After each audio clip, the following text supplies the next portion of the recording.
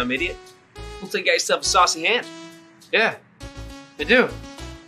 Try yourself a Picasso boneless wing. Maybe next time. Well,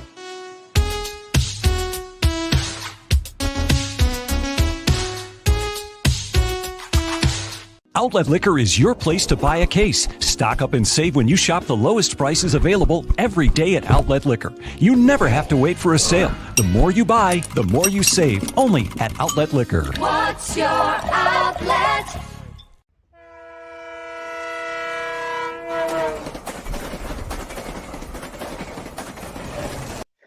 Folks, welcome into a brand new episode of the Crowd Assist Podcast. It's a Buffalo Bills pregame show here. Squish the Fish, part 2, and it's terrifying for Dolphins fans, even more terrifying for me and MereKat, sitting here with Kevin. When he tilts his head just a little bit, I feel like Tua when AJ Epinesa is rushing him back there. But, you know, they'll be a lot more terrified than we will be today. It is Halloween, but not too much trickery, I don't think. You know, it seems like it's going to be a pretty straightforward happy death day to you, Kevin. How are you feeling coming into this game against the Miami Dolphins? Couldn't be better. Ready to hunt some quarterback. So, you know, it's a good day. It's a good day to be a Halloween football fan, and we're going to get into it. Like, I'm really looking forward to talking about some of this DN rotation. Got some thoughts on that, as well as maybe a key inactive that most people don't want to know about, but Jerome Baker's inactive today for the Dolphins, which is like their best defensive player. So we can ignore that, or we can talk about it. So lots of stuff to talk about, but it's no better than it's being that day today. No better. MereKat, how are you feeling? Same theme for you. Just let's squish the fish and have a great Halloween. yeah, I'm excited for this game. I love to, like, some people are bringing up the trope that the Dolphins are, 6-0 in the career games on Halloween. And I'm just thinking stats that don't matter. Yeah, stats that don't matter. Josh Allen's ready to bust in like Michael Myers and just tear them to pieces. Oh, love it. You know what? Let's talk about some of the keys to the game that will allow the Bills to tear them to pieces. I'm not going to lie. When it comes to the Bills on the offensive side of the ball, personally, I'm not worried about much of anything. You know, I'll let you guys speak on that a little more. What I'm more concerned with right now is stopping Jalen Waddle. I think if you stop him, it's really the key to just stopping the offense as a whole. He's leading them in catches. He's got 44 catches right now. He's getting 21% of the targets, 42% of targets just going to wide receivers. Tua has been locking onto him in his first read, and that's why he right now has the second most catches by any wide receiver in his first 7 career games in NFL history. He actually just passed Anquan Bolden and Michael Thomas to be number 2 in those ranks. So credit to Waddle. He's playing good football, but he's young. He's a rookie. And this physical Bills defense, if they get at him at the point of attack, at the line of scrimmage, they get him off of his routes just a little bit early. If they disrupt the play and force Tua into his second read in the first 2 seconds of a play, I think it's going to be a very long day for that Dolphins offense. I'm not worried about winning this game. I'm just worried about seeing defense bounce back, because that's what we need to see after that Titans loss back in week 6. So that's my biggest key, just locking down Jalen Waddle. He's the only guy on that offense with a pulse right now, in my opinion. Kevin, if there's anything, one other key to this game in your eyes, you already talked about the D-line rotation. Is that going to be it for you? Yeah, I mean, look at how they got after it last time they played in week 2, was get after Tua, got him out of the game early, and just continue to put that rotation on. Like, I want them to go back to a little bit more of who they are as a defense that you saw through the first 5 weeks as the number 1 rated defense, and not specific to one player. I know Derrick Henry's that good, and you want to do that to someone that good, but, you know, I think that they have more of a strength in pass defense, and I think they need to be a little bit better getting after the quarterback. So I think that's what I want to see. You can't have Tannehill back there throwing all day, and this time you have Tua playing quarterback, so, like, you just need to get after him. I would have liked to see Boogie Basham. He is the boogeyman on Halloween, after all. I would like to see him after it. I would have liked to see him. I still don't know where the pro advantage is right now to having a 6th linebacker active on game day. I was going to ask. We talked about that on Wednesday, and it's rearing its ugly head again. The Death Baby does not like the 6th linebacker. You didn't see it help last week, and when you made that decision, I would have liked to see them go away, pick whatever one's a little bit more valuable to the teams, whether it's Dodson or whether it's Andre Smith. I don't think you need them both active. You certainly don't need them both in the defensive game plan. for the 1% boost you might get on the 4 coverage plays that you have. And last week that the mindset was, let's kick it short and play some coverage. It didn't really help them all that much. Their backup kick returner for Tennessee ended up being able to be better than their original starter. I had some problems with the theory there on special teams. So guys, I would have loved to see a better defensive end rotation today. At least AJ Epinessa's in today. So that's a key in the right way. So that the rotation is going to be strong. You could even go back to say, fine, they need a special teams linebacker if you're like a real special teams truther. F.A. Obata over him still is not the right decision. I don't care what you say. And then we're lucky that even if you want to call it lucky, that Justin Zimmer's hurt, because I don't know, like, would they have played Butler? Would they have inactivated Epinesa? I don't know. There's more to that story. Leslie Frazier made it seem pretty, I don't know, like he didn't agree with it. I don't know how you guys took some of his comments earlier this week, but to me, it was pretty interesting what happened there with the AJ Epinesa inactive. But, now we're going to see Vernon Butler go, Justin Zimmer inactive. He full practiced on Friday. That's interesting to me. Could the Bills be interested in the defensive lineman after all this money that they put into it? Fletcher Cox has been said to be available today on Good Morning or Wake Up Football. There's been a lot of discussions around that. So I don't know. Are the Bills going to make a move in the next day or two? That's I guess, we'll talk about that after the trade deadline's over on our Wednesday edition. But, you look at this down the line. I think there's still some questionable inactives. You are playing the Miami Dolphins, but the key to the game is get after Tua and play pass defense. You're the best in the league at it. How is a quarterback that's marginal going to beat the best pass defense in the NFL with no running game? Like, literally, their running game is Savion Ahmed, and their pass catching back in Myles Gaskin. There's not a lot there. They called up Patrick Laird again. Miami Dolphins fans he's back? He's back. Man. Miami Dolphins fans were mad because they have this, like, young 7th-round pick that everybody likes that didn't get the nod over Patrick Laird, a guy they know well and good. So there's some issues there. Losing Jerome Baker is a key part of this. He's like one of their best players defensively. And they have the worst. And then we'll talk about the Bills offense for a quick sec. They are the worst at stopping the pass. I don't know how, with names like Byron Jones and, a first-round pick in Noah Igubenagany, and then you have, obviously, Xavier Howard. They lost some safety play. Their safety play is horrible. So that probably plays into it. And the cornerbacks are like, look, we don't have a ton of support. Our linebackers aren't great. Jerome Baker's out. Our safety play sucks. You do have some decent corners, Justin Coleman as well in the slot. So I don't know, guys. You got to attack this. They have a decent, front 4 or front 3 the way that they play. You have to attack the secondary, and you have to play You have to play pass coverage. You just do not assume Myles Gaskin and Savion Ahmed and Patrick Laird are going to beat you. Do not even spend 1 second thinking about their run game. Not at all. Get after Tua, play pass coverage, and throw the ball, because their pass defense is terrible. Yeah, no, pass defense is terrible. They're pretty much a bottom 5 overall pass defense in the NFL, getting very few interceptions, allowing a top 3 amount of touchdowns to the position to passing touchdowns in the NFL. It's a bad defense back there. Not nearly as good as Dolphins fans were hoping they would be coming into this year. MereKat, the Gabagool himself. You look at this game. What's your key for a good Bills win today on Halloween? So you both kind of hinted on what I was looking towards. My main thing was going to just be shutting down their weapons. You brought up Jalen Waddle. He's a guy where he can burn you for sure, but you dump him off the ball, behind the line of scrimmage, 5 yards down the field. He's a guy who can really hurt you, and he's been getting a lot of volume.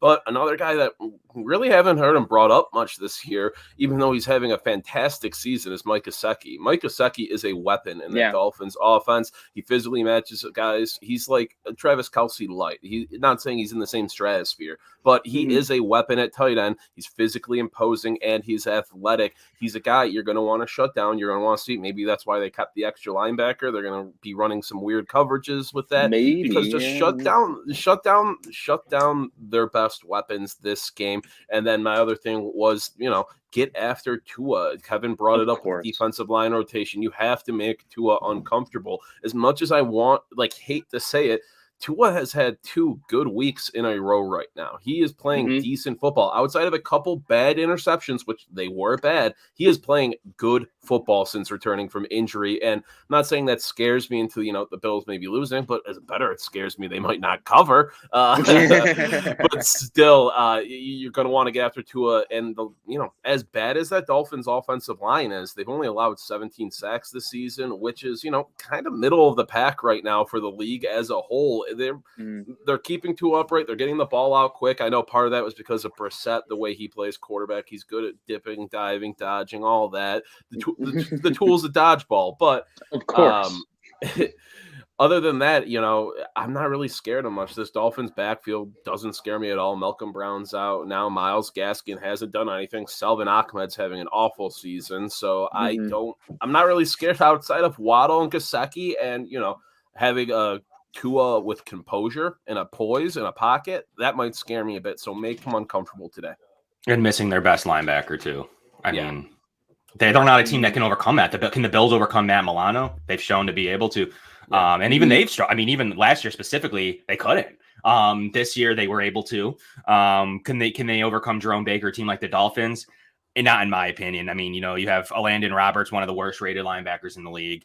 They're going to be playing guys off the practice squad and Vince Beagle, and they have Duke Riley, a journeyman linebacker that's bounced around the league. That linebacking play is awful. The Bills take advantage of that on every level today, running the ball as well as in those intermediate to short zones that they'll be playing in. And guys like Gabe Davis could feast, Emmanuel Sanders could feast. And their slot corner's been inconsistent as well. They have 2 good boundary corners. We all know about them, but their slot corner's inconsistent. They kind of rotate a Justin Coleman combination with Nick Needham, guys that Cole Beasley should feast on all day. So the secondary options today for the Bills offense it's going to be a huge game for the secondary options. Not that it won't for Stephon Diggs, but guys like the secondary are in their secondary rotational pieces.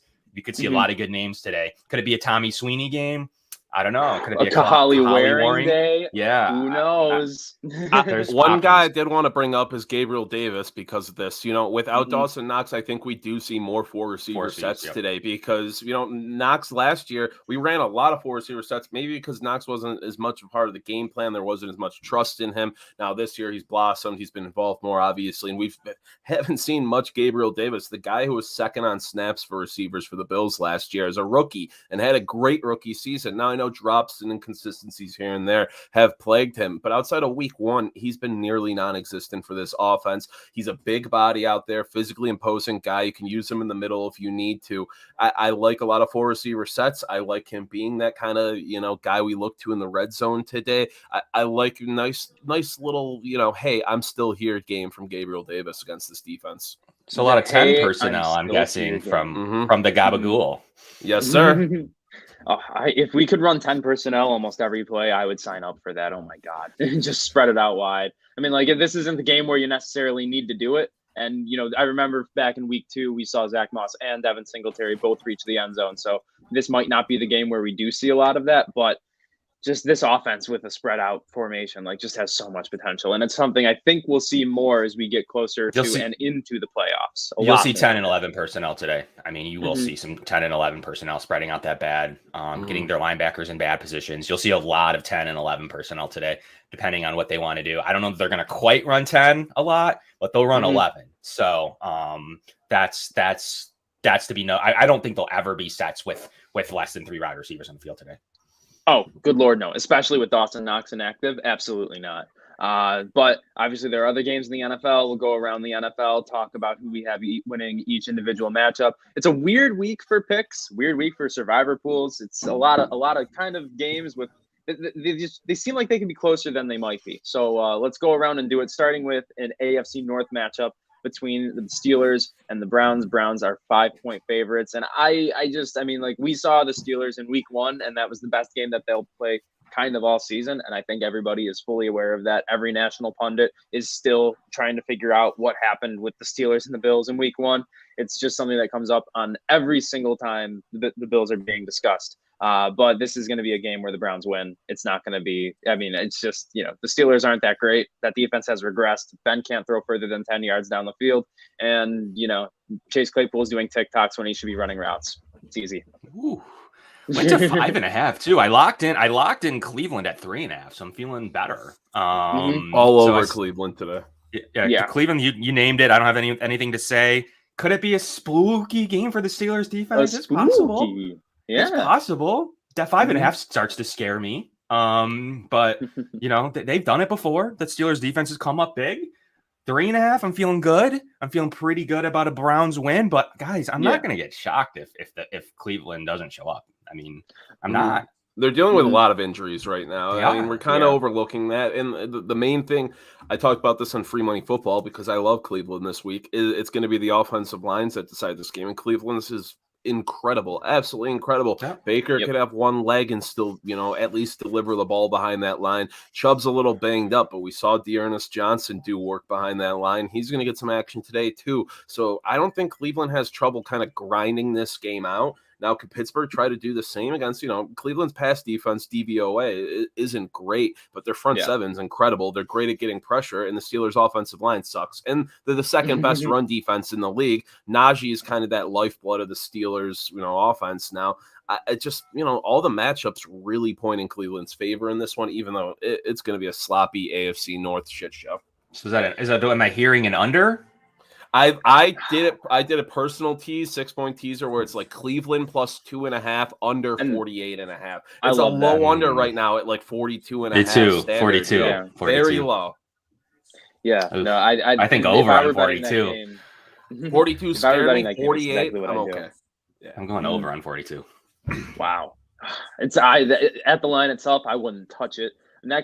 This next game is someone that my friends had to text me and say, just so you know, we are not betting this game next week because we don't want to watch this game. And it's the Panthers and the Falcons. I think the Falcons win. It's an ugly NFC game, so I'm not going to say much more than Matt Ryan's playing not terrible football right now.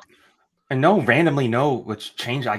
Does Calvin Ridley just randomly not playing matter? Yeah. Yes, Calvin Ridley is out for any fantasy owners out there. Yeah, not great. I like the Panthers this week. I really do. It's a gross game I don't want to touch personally, but everything's kind of pointing me to the Panthers. I mean, if you look at the handles too on the bets, it's a big sharp action game right now where the Panthers are getting like 30% of the bets, but like 65% of the money on them right now. And they do a good job against defending the tight end, which, the Falcons are going to be relying on Pitts today.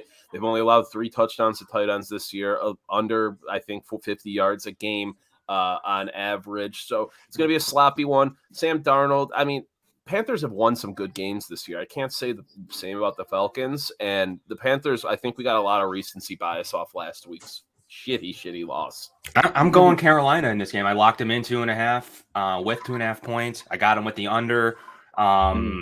It's a scary one though. This is the definition of spooky. Yeah, I go under. It's a spooky game. I don't see much. I don't know. I like Carolina for some reason. I was feeling them for a while, just because Atlanta came back and barely beat Miami. Not feeling it. 49ers Bears, another ugly NFC one. This one, I was hoping at this point it would be Trey Lance and Justin Fields. At the beginning of the season, I kind of always go and look at, when can these rookie quarterbacks actually play against each other?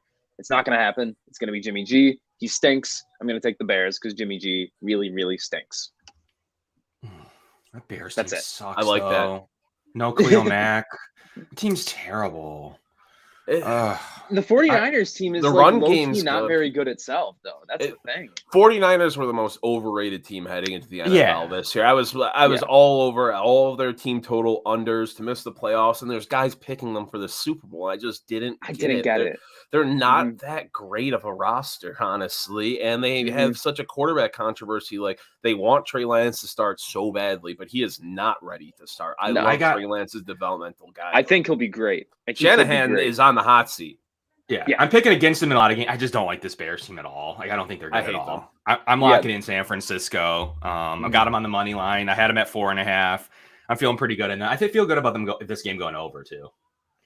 At 40 points. I think it's addition by subtraction for the Bears today, though, with no Nagy on the sideline. He's not even in the state. Even he's got to stay completely home. He's not allowed to coach at all. I mean, I think that might be good. We'll subtracting. see. These guys don't like Nagy on this roster. That's the rumor, and they might be like, "Hey, let's just go here all out on today, the cap. We have a lot of NFC takes. Wow, we have we're rolling the NFC takes. Well, good thing we can get out of that because never mind. The next game is NFC 2, Eagles Lions. Okay, actually, we do have NFC takes. I think Lions win today. I got the Lions. Yeah, no joke. I got the Lions. I got them with the points, 3.5 points. I got them locked in at. Yeah. I don't know if that's moved at all. It's at 3 right now, so it's not really moved much. So I got 3.5, 40 under 48. I am feeling pretty good.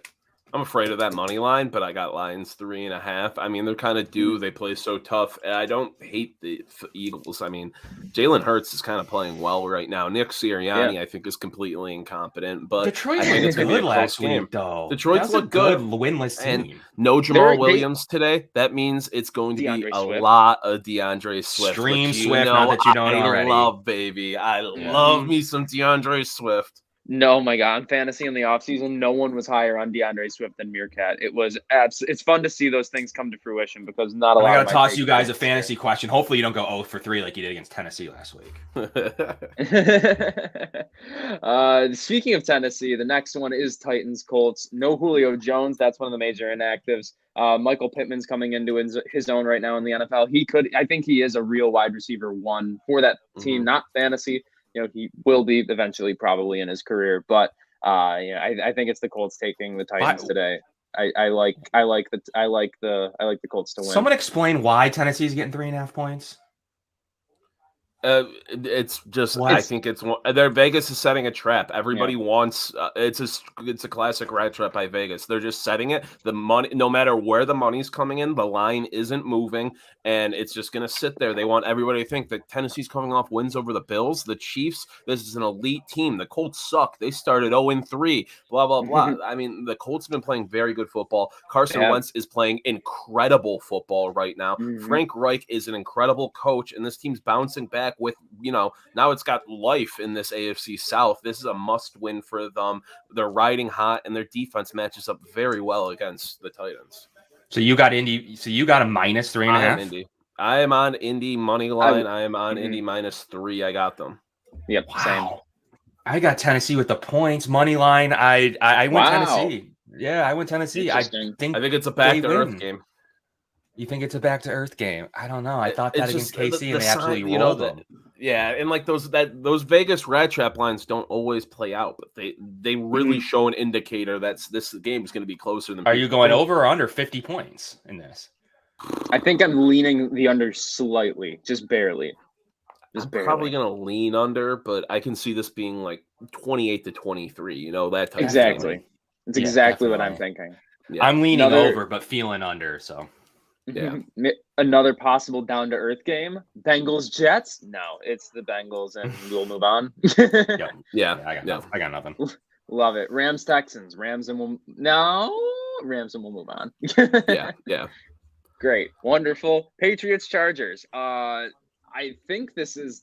Wait, no, this won't be the main primetime game at 4:00. That's a good thing. Thank Christ. It will be Bucs Saints probably. Patriots Chargers. I mean. The Chargers should win. Do the Patriots make it close? Like they could make it close, but I think the Chargers win. I don't have a much. If I needed some parlay fodder, the Chargers money line would be something I'd be very happy putting in there. That's what I'm running. Chargers money line and a lot of things. I'm not touching that -4 though. 4 points is a lot. It just scares me in this type of matchup. You saw Herbert's going to want revenge for that 45-0 loss last year. That's for sure. But yeah, this Chargers run defense is bad. And one of the things the Patriots actually do very well is run the ball. But, we've seen Herbert overcome Chubb and Hunt before with his arm. He can overcome Damian Harris, I'm sure. I do like it to be a close game, but I think Chargers do. It moved to 3.5, if that matters. I think it did move to 3.5. Okay. Okay. Interesting. I would buy another half a point then and just take the -3 at probably like a -120, 125. You buy the half a point. Yeah. 120, yeah. My picking, I got the chart. No, I got the Chargers. Yeah, I'm covering that 3.5. I got the under in this game too. Mm-hmm. Yep, same. Jaguars Seahawks, ugly game. I'm gonna say Jaguars, but it doesn't really matter, and I won't want to watch. That's it's one of those type of games where I don't Yeah. want to touch it. I do have the Seahawks. Geno covers well. They do kind of move the ball in that offense. He's competent, and I just can't bet on. I will never take the Jaguars with Urban Meyer as their coach. I'm not saying I'll always bet against them, but I won't take them ever. Yeah. And I actually don't hate fading them today. It's just one of those games like, don't bet on it if you don't have to. Yeah, I would never touch this game either, but I'm in the thick of it in tally site, so I'm not actually putting money on it and this game specifically. But you know, I'm feeling good about Seattle minus 3.5. You know, I don't know. It's I don't know. What can you can't guess this. Like you can guess this. You I can feel act like you can. 3. Yeah. Yeah, you can act like you can, but this feels like NFL Maction. That's what this game feels like. Yep. It really is. And then the over under is 44. What do you do with that? I have no idea what to do with that. I'm probably leaning the under. I know, like I these games like this, I always go over, but I'm starting to learn my lesson that bad quarterbacks don't necessarily produce on really bad defenses. It could just be really bad football all around. MereKat 44 over under. I want to lean under, but I feel like this is one of those where people are going to want the under, and then it's just so gross and becomes like high scoring. You get like a 31-28 finish. I'll say over. Okay.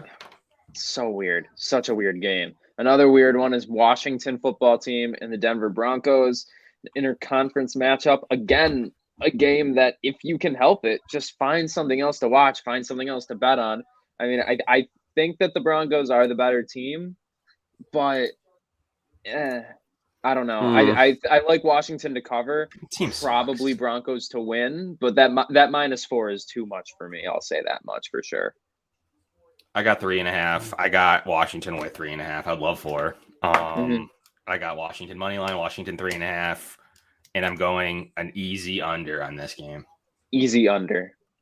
44.5. Yeah. MereKat, is it an easy under? I'm feeling pretty good about it. This is, you know, I don't. I guess I like the under. I don't bet totals personally because whenever I take a side, it loses. Like Kevin asked for my advice like a week or two ago, and I was just so wrong. So I don't. Literally, it's the reason I made the dart in the first place is because I went like 0-20 on totals in a streak, like, where it was just absurd. Wow. And that's the original reason I created the dart is because I can't hit totals for the life of me, boys. Heard it here first. That's why the dart is here. Yep. You know, I've never heard that. So love to hear that. Love to hear a good origin story. Bucs Saints, Jameis Winston coming back to his origin story in this one. Do we see a Jameis Winston revenge game against a really banged up Buccaneers defense? I don't think the Saints will win, but I like the over and I like them to cover. Got them both. Yep. Agreed. MereKat? Yeah, I have Tampa Bay money line and some things. Like I love my little 2-team parlay of Tampa and the Chargers, but another game where it's like the Chargers-Patriots game, I don't like the spread at all for the team I'm betting on. I think it's a close one. I think a lot of people are leaning Saints here, but I don't know. You know, Mike Evans gets erased by Marshawn Lattimore. It's just traditionally true. Antonio Brown being out, but those receivers run very, very deep. Brady obviously isn't happy about going 0-2 in the regular season against them last year. Now they don't have Breeze, and you never know what Jameis you're going to get. I'm just going to say throw Bucks money line with, you know, some parlay fodder, but other than that, over, I guess. It feels like an over game. It feels like you're going to see a lot of fireworks. You're going to see some long touchdowns. You're going to see some bad turnovers potentially by Jameis. So it's I would lean over. Definitely lean over there. Now going over into Sunday Night Football, Cowboys-Vikings. This could either be a really, really, really fun game or classic primetime Kirk is going to come, and it's going to be an absolute bloodbath. I think I do like the Cowboys to win. I do like the over, but this is just going to be – I do think this is going to be maybe one of the best primetime night games of the year. I really do. Is Dak playing? There's rumors he's not. Oh, now he is. Isn't he? I thought he was. They said he wasn't. They're like trying to make it seem like he is, but Cooper Rush took all the first team snaps. He's not playing. Thursday and stuff. Yeah, it's not official. So he's not playing. Vikings They're trying to 2.5 while you can. All is what we're day. saying here. Yeah. Oh, I'm all day. over the Lock Vikings. in 2.5 points for the Vikings. Wow. And yeah, like lock that in. Change it if something comes out and you have to, or you have to get involved in that. But 2.5 points. I locked it in on Tally site. I'm feeling Minnesota in this game. I was feeling no Dak. It's just a terrible matchup. Like, I think the opposite. Like, it could have been a great game and they scored an unlucky week to put this game on, like, just straight up. I got the under too. I don't think that Cooper Rush is going to be able to get it done. 52.5 is a lot of points. I think it's in the 40s. Free money, in my opinion. If Dak plays, I got to change that, but free money right now for Minnesota. Yeah, I did not hear the Dak stuff. I don't know how I missed that, but maybe I just haven't been on Twitter enough this morning. I did not see any of that. MereKat, anything else to say on this one, or are we moving into Monday night? Let's move on to Monday night. Monday night, Giants-Chiefs. If Saquon and Kenny Golladay were playing, I would like to be fun and pick the Giants to win, but I cannot be fun and pick the Giants to win. It's the Chiefs, and I'm just not going to talk about this game. It's Chiefs. They're going to get right. I mean, they have a lot to prove at home. Yeah. It's the Chiefs. Like, this isn't even without my guy Barkley and without Kenny G. It's game. It's ugly. MereKat, anything else to add? Anything that people should be on for this game that maybe we don't know about? Honestly, there's nothing I like. The spread for the Chiefs is so rough. It doesn't make sense, although I'd like the Chiefs to win. Not overvaluing the Giants win last week, but it's just I hate this game. I hate this spread so much. I don't even want to think about it. I'm sorry. I locked it in at 9. I'm feeling good about it. See, 9, I saw it at 9.5. That it's just the Chiefs don't deserve to be 9-point favorites, and that's what scares me. No, they don't. The money line, it's like the Falcons being 3-point favorites. The spread's scary, but I think they're like the Bills in the fact that they just don't lose to bad quarterbacks, like bad team offenses. Bad offenses, we'll say. I just good teams will give them fits now as the Chiefs, but they're like the Bills. They're like pretty much undefeated. You look at them struggle against Washington a couple weeks ago, and they just came out and destroyed them in the second half. That's kind of the game I see. Yeah, I could see that. Well, something a little less awful to talk about. Bills Dolphins. Get our score predictions in here. I think that we're going to come away from this game a little disappointed that the defense let up over 20 points, but I'm going to say Bills win 41-21. I think it's probably going to be a lot of second half points. This Bills team keeps the Dolphins in check. Sean McDermott has had this team's number ever since he came over to Buffalo. It's getting reminiscent of, just us getting absolutely ransacked by the Patriots year in and year out. And it's nice to be on the other side of this coin. So I'm saying 41-21 Bills. Kevin, you're snickering over there. How do you feel? What's your score? I'm snickering. I'm looking at Buffalo minus 1,400. Wow. Yeah, wow. That's scary. I don't touch this game unless you're a like a survivor pool person. Like you do those like last man standing things. Then it's like they're probably a prime candidate today to them in Los Angeles to take the Los Angeles Rams to take in their pools because it's looking good. 14.5 always scares me. Where is it at? Is it still at 14? Where is it at? 15 now.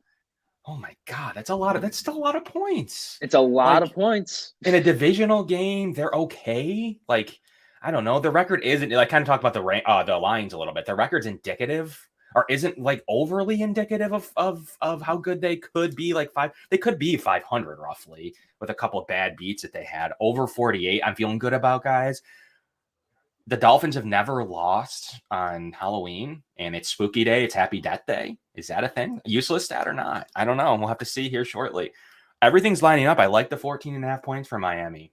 Everything's lining up. Or 15 now. Now I got the Bills 40-14. I don't think Tua gets it done in these elements. I have it going over, and I'm feeling pretty good about it. MereKat.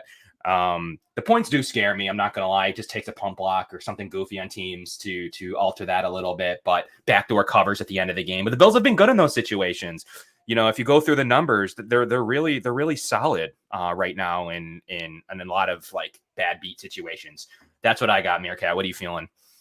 I'm predicting a bloodbath for Bills bettors today. Just the absolute worst case scenario. Yeah, it's scary. I'm predicting 31-17 Bills. The Bills don't cover the minus 14.5 by half a point, and they don't cover the over by half a point there. 31-17 Bills. It's going to be scary, folks. Is it a legit 17, or do they get it with time expiring? So I can see it heading into I can see this being like a 21 or 17-10 game at halftime, and then we go crazy coming out of the in the third quarter, go off, and then fourth quarter we do our typical run punt, and the Dolphins get one back.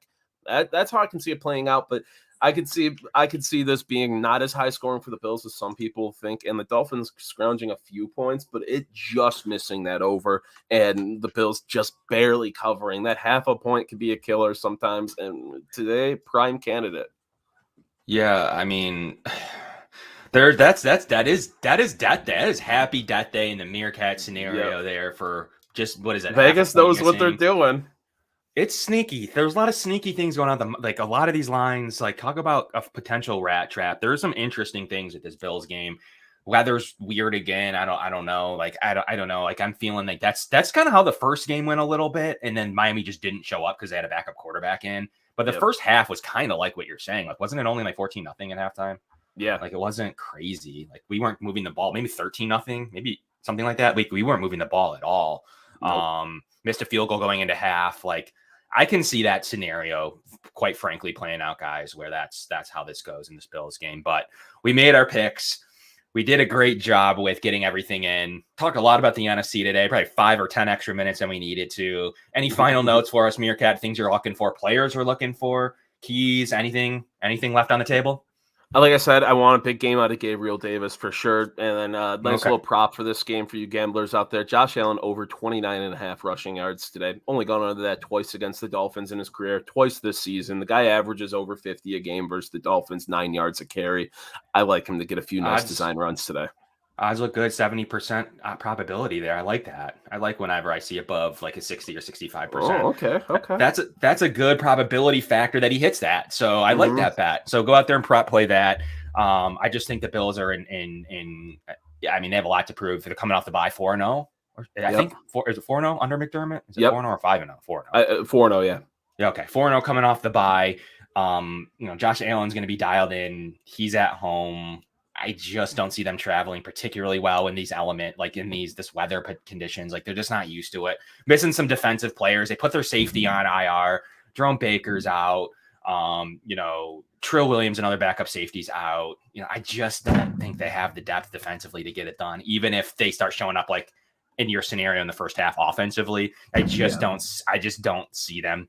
If they're finding things on film that the Bills didn't do right against Tennessee and they take a little bit of advantage, they don't have the running game. I just don't see them being able to keep up with the Bills like the Titans were able to. I don't see them being able to keep up with the Bills offense as they need to score more points. It's just not going to happen. So even if they play well, this isn't the Falcons. I just don't see it happening. And I do think the Bills defense will show up at spots today to get it done. So 40-14 is what I have. I don't predict blowouts often. I just feeling it in this game, and we'll see where that compounds to with a fairly easy schedule. The Bills do really well, MereKat, against medium to low end quarterback. It needs to be said. It needs to be said how good they are. Not every team does good. How good they do against medium to low end quarterbacks is astonishing under McDermott. They take advantage. But as you start to get to that Tannehill and above range, that's where there are some issues. They overthink it sometimes. But right now, I'm feeling pretty good. Look at what they do against Lamar. I'm feeling pretty good about how the Bills, you just really need a great quarterback performance to beat a McDermott zone defense. Are we going to see it today? I don't think so. But from Picasso's Pizza, from Outlet Liquor, this is the Cat pregame show. MereKat gave all of his insights. Wade gave all of his insights. We gave it to you from it all. Check us out on our YouTube page, subscribe and like. That mean a lot to us to be able to go out and do.